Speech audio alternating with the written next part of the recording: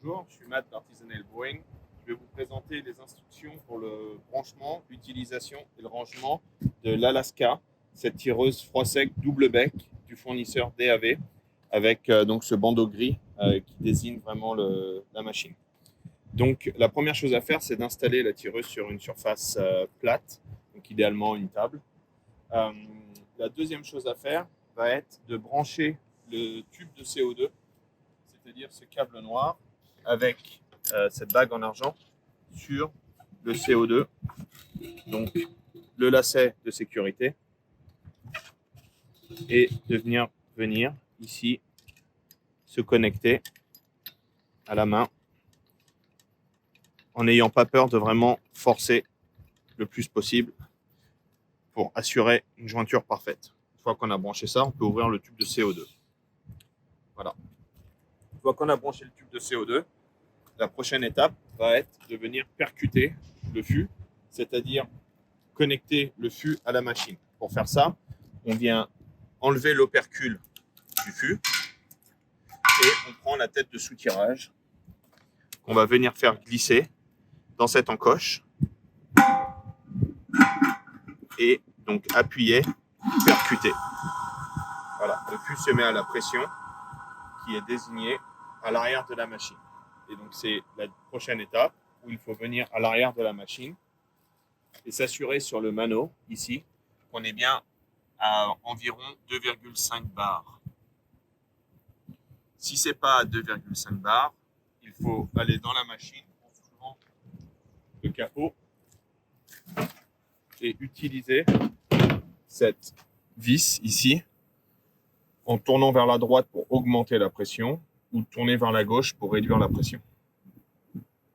Une fois que la machine est connectée au CO2, que le tube est ouvert, une fois que le fût est percuté, on peut alimenter la tireuse en bière. Pour ce faire, il faut ouvrir ce robinet noir, le mettre dans le sens du débit, arriver sur la machine et bien vérifier le fût, la tête qui a été connectée. Donc ici, le fil de gauche est connecté aux deux encoches. Là, on voit 2 et ici 1. Donc, on vient sur la tireuse et on retrouve nos encoches. Encoche 1, encoche 2. Donc, la tête de gauche et le bec de droite. Une fois qu'on a donc notre fût connecté, le CO2 de branché, on peut ouvrir le débitmètre, et on reviendra dessus, et on ouvre le robinet à fond. Dans un premier temps, il y a un liquide transparent qui va sortir, qui est notre liquide de nettoyage. Et dès que de la mousse arrive, la machine est en bière. Une fois que le robinet ou les deux robinets sont en bière, si vous avez plus d'une bière, il est temps de mettre la machine en froid. C'est très important de mettre la machine en froid seulement quand la machine est en bière. Sinon, on va geler l'intérieur et il n'y a rien qui pourra sortir. Donc, pour la mettre en froid, il faut la brancher sur le secteur. Donc, c'est une prise traditionnelle en 220. Vous la branchez sur le secteur. Vous vous assurez à l'arrière aussi dans le compartiment que la machine est bien allumée. Vous avez un interrupteur on-off. Une fois que la machine est bien sur on, on s'assure dernièrement que le thermostat est au plus froid. Donc là, c'est au plus chaud. Là, c'est au plus froid. Et on a la machine qui va se mettre en route. La machine va pulser pour faire du froid. Elle ne va pas faire du froid constamment. Ça va juste réguler la température de l'échangeur à l'intérieur. Après 5-10 minutes, la bière est prête à être servie.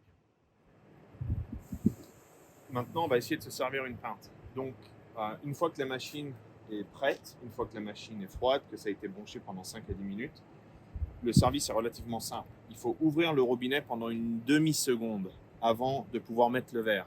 Il y a une partie qui est non isolée sur la machine et ça va mousser. Donc vous ouvrez. Une fois que vous avez ouvert pendant quelques instants, vous mettez le verre à 45 degrés, comme ça. Et une fois que la mousse est poussée par la bière et que normalement il y a un léger col de mousse et que vous arrivez à peu près aux 3/4 du verre, vous redressez votre verre. Dans un premier temps, quand la purge va sortir, vous pouvez la laisser descendre comme j'ai fait dans ce plateau qui est connecté à un tuyau. Et la seule chose qu'il vous faudra, c'est mettre un pichet ou un seau au pied de la machine de manière à récupérer toutes les purges.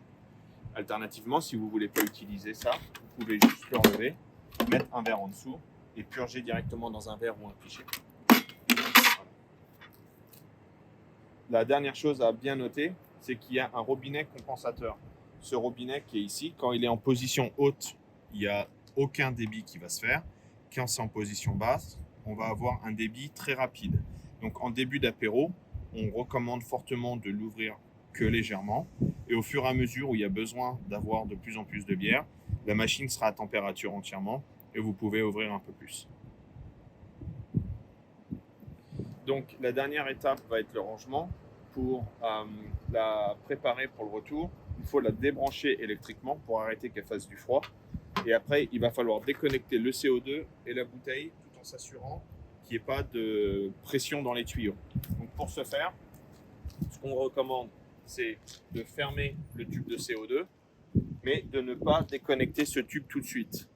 On recommande très fortement, une fois que la bouteille est fermée, de fermer ici le robinet bière, de dépercuter la tête, de la faire glisser pour l'enlever et de repercuter ici dans le vide.